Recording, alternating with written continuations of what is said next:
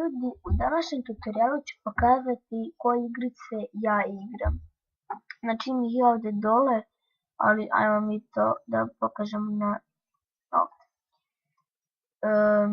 Kao prvo, samo malo sklonim, Assassin's Creed 3, jako dobra igrica, koju znači baš dosta igram. Znači vidite kako je prilike, evo, grafika odlična, misije odlične, znači jako dobro napravljena igrica, malo sad ovo loša grafika ovdje na ovoj slici, evo, znači mnogo je dobra igrica, ja već ko zna koliko igram, ali stvarno ekstra igrica, tako da za nju nemam reći, toliko je dobra. Idemo dalje, PS13, nije neki novi, ali mi se meni mnogo sviđa, nisam te ovaj novi PS14, ali dobro, evo, PS13, znači također mnogo dobra igrica, čak i da isključujem. Pa onda svi ovo znamo ovu igricu, svi skoro igramo Minecraft, 1.7.2 igram na serverima, pa ko hoće možda mi se pridruži pa da igramo zajedno. Idemo dalje, isto jako moćna igrica, Skyrim The Elder Scrolls. Znači evo, to je tipa ovako nešto isto ovaj ovdje lik i tu idete sa zmajevima, vidite,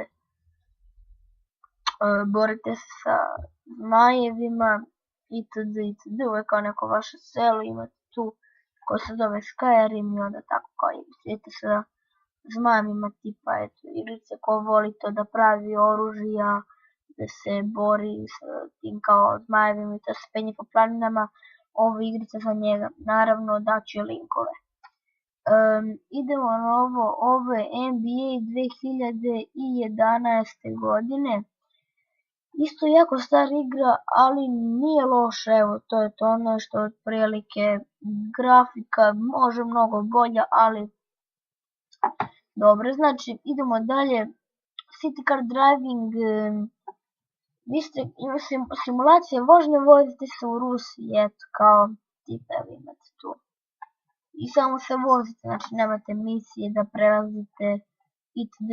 Nego samo se prosto vozite, imate ono kao karijeru, ali to ono kao samo da vežbate, tako da.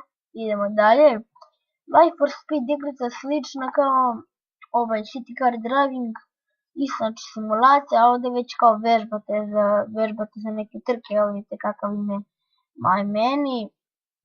Ova igrica, znači možete baš ono na srpskom sve da vam piše, znači eto takav je My Many, pa evo tipa ovako nešto, naravno vi možete i da prebacite kameru ovako, evo.